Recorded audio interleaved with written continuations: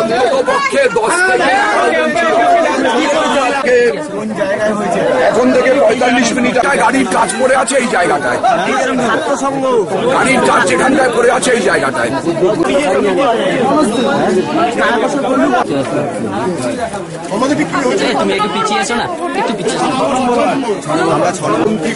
Happy চন্দ্র, তিনি একটা open heart surgery হয়েছে তার গত ফেব্রুয়ারি মাসে, তিনি এখনো আন্ডার ট্রিটমেন্ট। তিনি সকালে ভোট দিতে গেছিলেন, ভোট দিয়েছেন, ভোট দিয়ে বেরোনোর পরে ভোট দিয়েছেন এই অপরাধে তাকে রাস্তায় ফেলে মারা হয়। আমি এই খবরটা এই অঞ্চলে এসে পেয়ে আমি উনাকে দেখতে আসছিলাম। এই যে গলিতে দেখছেন এই গলিতে কোনো বুথ ফুথ নেই, কোনো বুথে যাওয়ার আমার কোনো সুযোগ নেই এই গলি থেকে। আমি উনাকে দেখতে উনার বাড়িতে যাচ্ছিলাম। একেবারে প্রথম যে বাড়িটা আছে নির্মীয়মান, সেই বাড়িটার নির্মীয়মান অংশে গ্রাউন্ড ফ্লোরে কিছু ছেলে বসে তাসপাস ইত্যাদি খেলছিল। ট্যাপার নেতৃত্বে, ট্যাপা এখানকার পরিচিত ক্রিমিনাল, তার নেতৃত্বে তাসপাস খেলা হচ্ছিল। তারপরে হচ্ছে আমি ওই সাইড মিররে দেখতে পাই আমার গাড়ি আসছে এইদিকে, আমার গাড়ির দিকে। তারপরেই হচ্ছে গাড়িতে খানিকটা পড়ে এবং সেই এই হচ্ছে তৃণমূলের চেষ্টা। এই গণতন্ত্ররা প্রতিষ্ঠিত করতে চায়।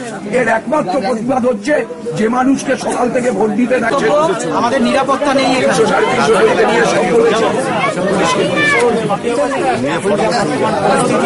তাতে করে আমরা কিভাবে থাকবো, কি হয়েছিল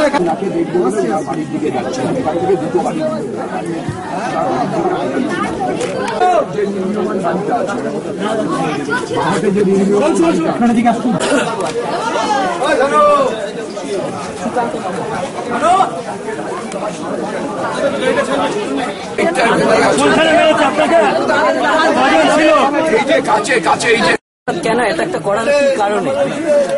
ওরা ভয় পাচ্ছে, ওরা ভয় পাচ্ছে। রাগ দেখানোর জায়গা হচ্ছে প্রার্থী। এরা তো কোনো গণতন্ত্র মানে না। হঠাৎ কেন আক্রমণ করা হলো? এখানে তো কোনো বুথ নেই, আমি কোনো বুথেও যাচ্ছি না।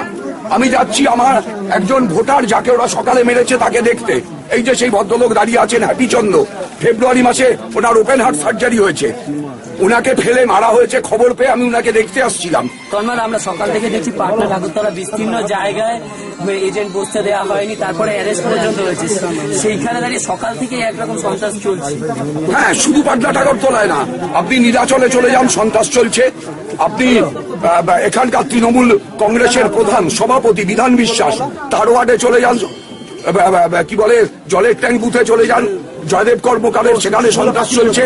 জয়দেব কর্মকার নিজে বিরাটি আবাসনের গেটে দাঁড়িয়ে ভোটারদের বাধা দিচ্ছে, ভোটারদের ঢুকতে দিচ্ছে না।